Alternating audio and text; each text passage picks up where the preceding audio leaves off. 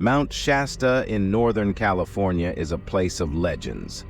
Towering above the surrounding landscape, the mountain has long been a source of fascination for hikers, campers, and even UFO enthusiasts.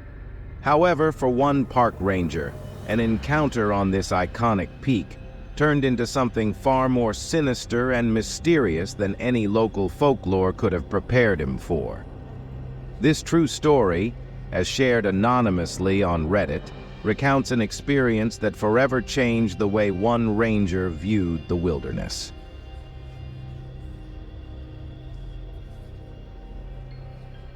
The strange disappearance. It was late summer when the report came in. A family hiking near Mount Shasta's wilderness trail had lost their son. The boy, 8 years old, had been walking just ahead of his parents on the trail, and when they rounded a bend, he was gone. They searched for him frantically, thinking he might have wandered off to explore or hidden behind some rocks as a playful prank. But after half an hour of no sign of him, and the growing fear in their hearts, they called for help. The ranger, known in the story as John, was one of the first responders. He had worked the Mount Shasta area for years and was familiar with the terrain. Disappearances weren't unheard of, but children tended to be found quickly, often scared but unharmed. What struck John as unusual was how quickly the boy seemed to have vanished. The trail wasn't that steep or covered, and the parents had been only moments behind him. It was as if he had simply evaporated into thin air.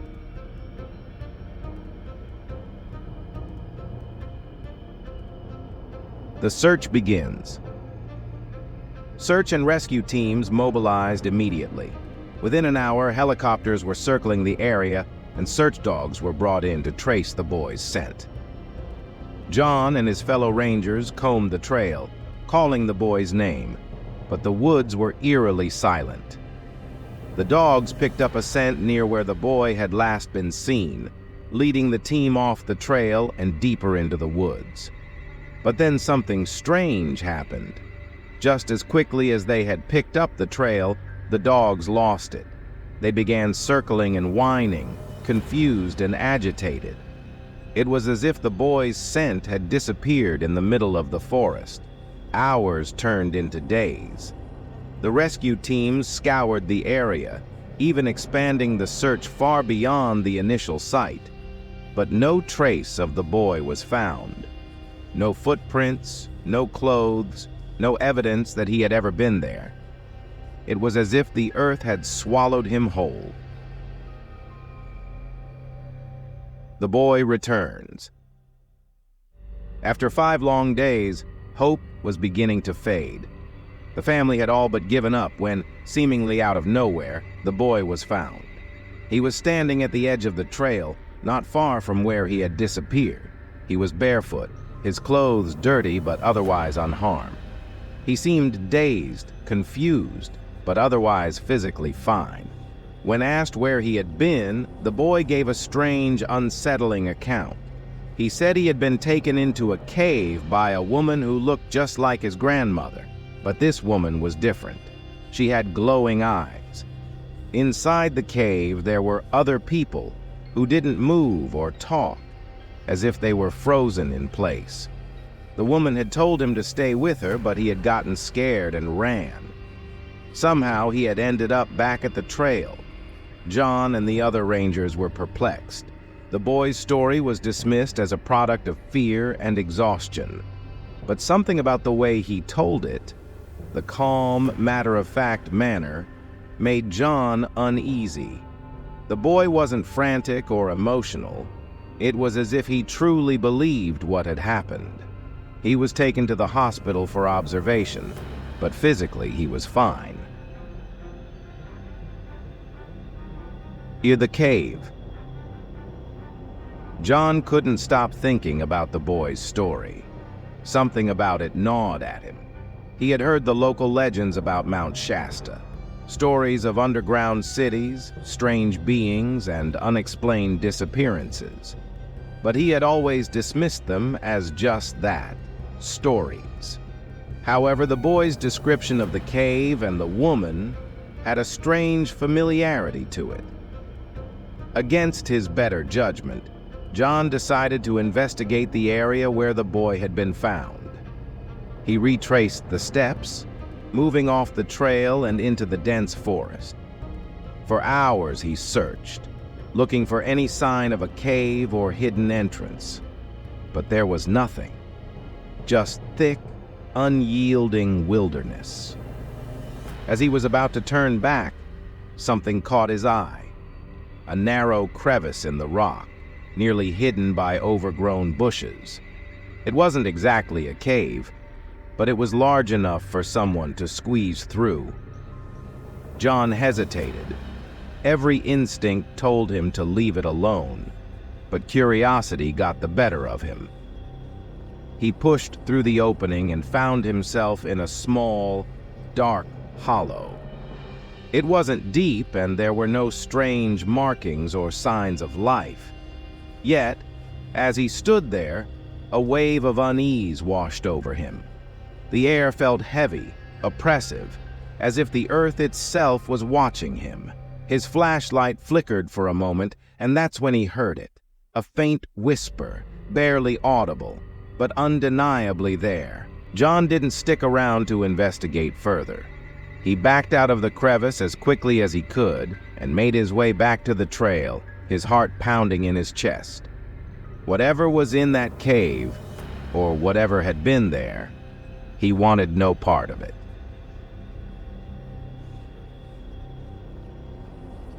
Unanswered questions. The boy and his family moved away not long after the incident. The official report listed the boy's disappearance as an unexplained event, and his story was chalked up to a child's vivid imagination. But John couldn't forget what he had seen or heard in that cave. He never spoke about the incident to anyone else, but he shared his story anonymously on Reddit years later. The post gained attention from those familiar with the strange legends surrounding Mount Shasta. Some commenters theorized the boy had encountered something supernatural, perhaps the being said to live beneath the mountain. Others suggested it was a case of mass hysteria or psychological trauma. John didn't offer any conclusions. He simply ended his story with a warning. There are places in this world where the rules we understand don't apply. Mount Shasta is one of those places. If you go there, be careful. The forest doesn't always let go of those who enter.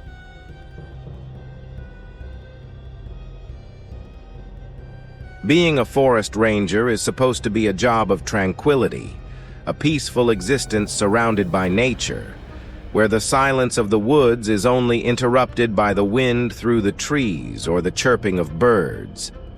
But for Ranger Jim, the quiet had become something else, something far more sinister.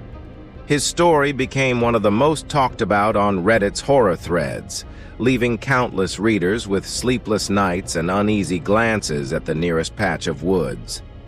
Jim had worked for the National Park Service for over a decade, overseeing a large, untouched forest in the northeastern United States, the kind of place where the canopy of leaves blocked out most sunlight and the dense trees stretched on for miles in every direction. But the isolation never bothered him, until last fall, when the forest changed.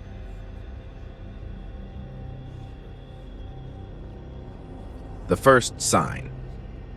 It began innocently enough, with a simple missing person report. A family had been camping in a section of the park that was popular but remote, about a 2-hour hike from the nearest ranger station. A young man had wandered off in the early morning, and by afternoon he hadn't returned. The family, growing more worried by the hour, had packed up and hurried back to the station to report him missing. Jim, along with 2 other rangers, set off into the woods to find him. The man, according to his family, was an experienced hiker and had taken only a light backpack with water, meaning he couldn't have gone too far. Yet after hours of searching, they found no trace of him. No footprints, no broken branches, nothing to suggest he had ever been there. The sun was setting, casting long shadows across the forest floor, when Jim first felt it, a sensation like he was being watched. He paused, scanning the trees, but saw nothing. His companions noticed his unease and asked what was wrong. Jim shrugged it off, blaming the creeping darkness and the growing anxiety of finding the missing man. But as they pushed deeper into the woods, that feeling grew stronger, more oppressive. It was as if the trees themselves were hiding something just beyond the edge of his vision. He couldn't shake the idea that they weren't alone. The disappearance. The search continued the next day, with more rangers joining the effort, but still there was no sign of the missing hiker. His family was beside themselves with worry, but as the hours stretched into days, hope faded. By the end of the week, the official search was called off, with the assumption being that the man had fallen into some hidden ravine or met another tragic fate. The forest was vast after all, and not everyone who went missing was found. Jim couldn't stop thinking about the disappearance. He had seen plenty of cases over the years, but something about this one stuck with him. It wasn't just the eerie silence of the search or the way the forest seemed to close in around them. It was the feeling he'd had, that they had been watched, observed from a distance. The sound in the night. About a month after the search ended, Jim was assigned to do a routine patrol near the same area where the hiker had gone missing. The trail was quiet, untouched by the foot traffic of summer tourists. As he walked, that familiar feeling returned, the sensation of being watched. But this time it was stronger, more intense. The hair on the back of his neck stood on end as he continued forward, scanning the woods with a growing sense of dread. As night fell, Jim set up camp near a small clearing. He built a fire and tried to relax, but the oppressive weight of the forest around him wouldn't let up. Every snap of a twig, every rustle of leaves felt like something moving just out of sight. He told himself it was nothing, just the usual sounds of nature, but deep down, he knew it was something else. It was near midnight when he heard it, a faint rhythmic sound coming from the trees. It wasn't the wind, nor the call of an animal. It was like footsteps, slow and deliberate, crunching through the underbrush. Jim froze, listening intently. The steps grew louder, closer, but no matter how hard he looked, he couldn't see anything beyond the firelight. Then, just as suddenly as it had started, the sound stopped. The silence that followed was suffocating. Jim's heart pounded in his chest as he stared into the darkness. Whatever it was out there, watching him, just beyond the reach of the fire. The face in the trees. The next morning, Jim packed up quickly, eager to leave the area. As he hiked back toward the station, the feeling of being watched persisted. His senses were on high alert, his ears straining to catch any sound that didn't belong. About halfway back, he stopped by a small stream to refill his water bottle. As he crouched by the water, he glanced up at the tree line, and that's when he saw it. At first it looked like part of the tree, a shape blending seamlessly with the bark. But then it moved. A pale face, gaunt and hollow-eyed, peered out from behind the trunk, watching him with an intensity that made his blood run cold. Jim stumbled backward, his heart racing. He blinked, and the face was gone. He scanned the trees frantically, but there was no sign of anything. He told himself it was a trick of the light, a product of his tired mind. But deep down, He knew what he had seen. Something was in the woods, and it was following him. The descent into madness. Over the next few weeks, Jim's behavior began to change. He became distant, jumpy, and paranoid. His colleagues noticed his growing unease, but he refused to talk about what had happened. The feeling of being watched, the footsteps in the night, and the face in the trees haunted him, even during the day. He stopped going out on patrols alone, always making excuses to stay close to the station. But even there, he didn't feel safe. The forest loomed on the horizon, its shadow stretching toward him, and he couldn't escape the sense that something was waiting for him in the trees. One night, after a particularly restless evening, Jim broke. He packed up his things and left the station without telling anyone, driving out of the park and vowing never to return. His co-workers thought he'd finally cracked under the stress, but Jim knew the truth. He had seen something in the forest, something ancient and malevolent, and it had marked him.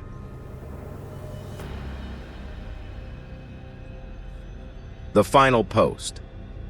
A few months later, Jim resurfaced on Reddit, posting his story in a thread dedicated to strange and unexplained encounters. His account was detailed and raw, a confession of his fear and the terror that still gripped him. The post quickly gained attention, with readers fascinated by his experience and offering all sorts of theories, some claiming he had encountered a spirit or cryptid, others suggesting he had been the victim of a psychological breakdown. But Jim's final message was the most chilling. After detailing his story, he wrote, "I can't get away from it. Even now in the city I feel it. Watching. Waiting. It followed me." That was the last anyone heard from Jim. His account went silent, and no one could find any trace of him. Some say he finally succumbed to his fear. Others believe the thing in the woods eventually caught up to him. But whatever the truth, Jim's story stands as a chilling reminder that in the deep, untouched parts of the world, there are things we are not meant to see, and sometimes they see us first.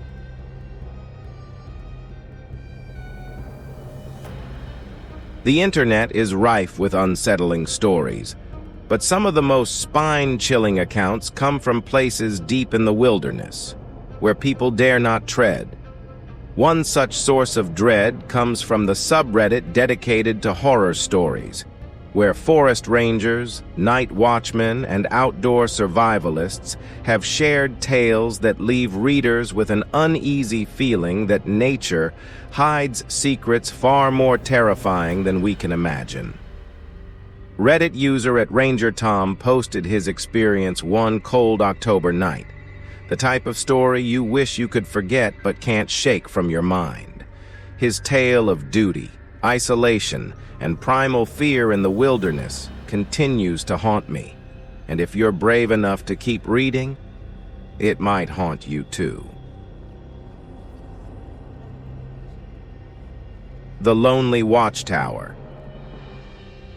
It started like many forest ranger stories do, on a chilly evening during his shift at a fire lookout tower in the Pacific Northwest. It was the kind of remote post that demanded total isolation for days at a time. No cell service, no electricity, just the vast expanse of forest stretching out in every direction, blanketed by an eternal twilight beneath the towering pines. Tom had spent years in this post, usually accompanied by nothing more than the rustling of leaves or the occasional coyote howl. It was peaceful, serene even. But something about that night felt wrong, and it had been gnawing at him since dusk. As he prepared his evening coffee, the radio on his desk suddenly crackled to life. A rare occurrence, as communication was often dead in such remote areas. The static-laden voice on the other end wasn't one of his colleagues or superiors. It was frantic, shaky, and almost inaudible. "Fire! Emergency! Help!" Tom grabbed the receiver and responded, "This is Lookout Tower 5. Who's calling?" "What's your location?" The voice came through again, clearer this time, but still distorted. I'm lost. Something's out here with me." His heart sank. Lost hikers weren't unusual, but this sounded different. He asked for more details, trying to gather information about the caller's whereabouts. But the voice grew more desperate, and then, chillingly, a low growl could be heard in the background. "I'm not alone. It's watching me," the voice whispered. Then the radio went dead. Tom's pulse quickened. His instincts told him to follow protocol, wait for more information before going out alone. But something about the urgency in the caller's voice stirred him into action. He grabbed his flashlight, jacket, and flare gun, his only real protection in these remote woods, and descended the creaky wooden steps of the tower.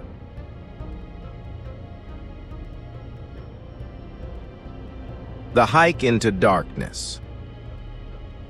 The forest floor was cloaked in an oppressive silence as Tom navigated through the dense trees. His flashlight beam barely pierced the darkness, illuminating only fleeting glimpses of twisted branches and the thick underbrush. The air was heavy, the stillness unsettling. Every rustle or crack of a twig sent his heart racing. He had heard rumors before about strange occurrences in these woods, but nothing concrete. Until tonight. Tom radioed again, trying to reach the distressed caller, but there was no response. The silence grew more eerie with every step. After about an hour, he spotted something through the trees, a faint flickering light. Relief washed over him as he quickened his pace. Maybe it was the lost hiker, waiting for help. As he approached, he realized the light wasn't a campfire or a flashlight. It was a lantern hanging from a tree branch, swaying gently in the breeze. Beneath it, a small campsite had been set up, tent poles, sleeping bags, and an assortment of supplies scattered across the forest floor. But there was no sign of the hiker.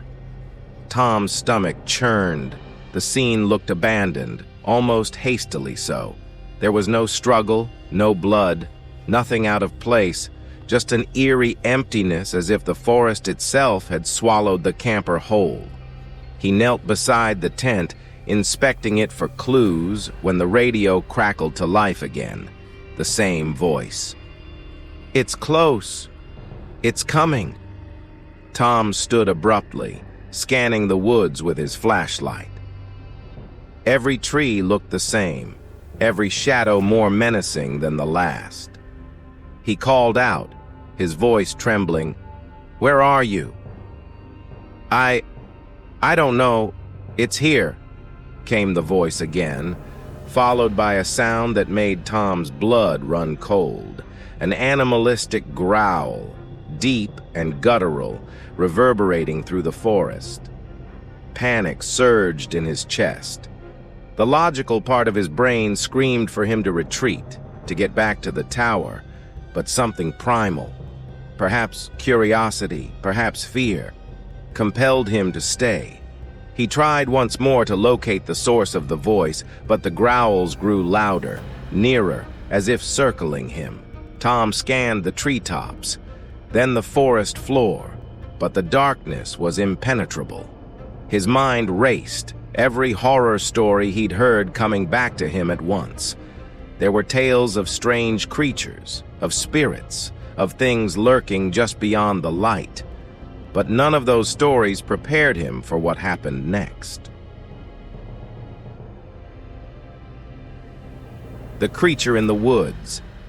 Suddenly, a branch snapped behind him. Tom spun around, raising his flashlight. At first, he saw nothing, just trees and the encroaching darkness. But then, movement. His beam caught the faintest outline of something tall, impossibly tall, standing just beyond the reach of the light. Its eyes glowed, reflecting the beam with a sickly yellow hue, and its body seemed to blend into the forest itself. Part tree, part shadow, part nightmare. It didn't move like an animal. It didn't move like a human. It just stood there, watching, waiting. Tom's heart hammered in his chest. Every instinct told him to run, but his legs wouldn't cooperate. He felt paralyzed, trapped under the gaze of whatever this thing was. And then it spoke, though not in words. The sound it made was like a low, resonant hum that vibrated through the trees, through the ground, through Tom's very bones. It was ancient, malevolent, and filled with an overwhelming sense of dread. The growling sound returned, but this time it came from all around him. Whatever this thing was, it wasn't alone. Tom realized with growing horror that he had stumbled into something far beyond his understanding. These woods were alive, inhabited by creatures or forces that no human had ever seen, and they had chosen him as their next victim. The flight to the tower. Summoning every ounce of willpower he had left, Tom broke free from his paralysis and bolted through the trees, his flashlight beam bouncing wildly as he ran. The growls and footsteps followed, closing in on him. He didn't dare look back. His lungs burned, his legs screamed in pain, but he kept running, faster than he ever thought possible. After what felt like an eternity, the fire tower came into view, its structure looming like a beacon of safety. Tom scrambled up the steps, nearly slipping in his haste. He slammed the door shut behind him and bolted it, collapsing onto the floor, gasping for breath. The silence returned, thick and suffocating. He listened, waiting for the sound of those creatures approaching, but nothing came. Slowly, he crawled to the window and peered outside. The forest was still, as if the horrors he had just experienced were a nightmare. But deep down, he knew they were real. He had seen something that shouldn't exist. He spent the rest of the night huddled by the window, flare gun in hand, waiting for dawn. But the creatures never came. When the sun finally rose, its light chased away the terror, but not the memory. Tom didn't report the incident to his superiors. Who would believe him? He barely believed it himself. The aftermath. A week after his encounter, Tom left his position as a forest ranger. He never returned to the tower or those woods, but he shared his story on Reddit, hoping that someone, anyone, might have an explanation for what he had seen. The responses varied. Some claimed he had encountered a cryptid, others suggested a government cover-up of an unknown species. But the truth is, no one really knows what lurks in the deep woods, not even the rangers who guard them. So the next time you're out in the wilderness, remember this story. Listen closely to the forest, and if you hear a voice on the wind or spot something that doesn't quite belong, don't investigate. Run. Because out there, far from civilization, the woods have their own rules, and sometimes the monsters are real.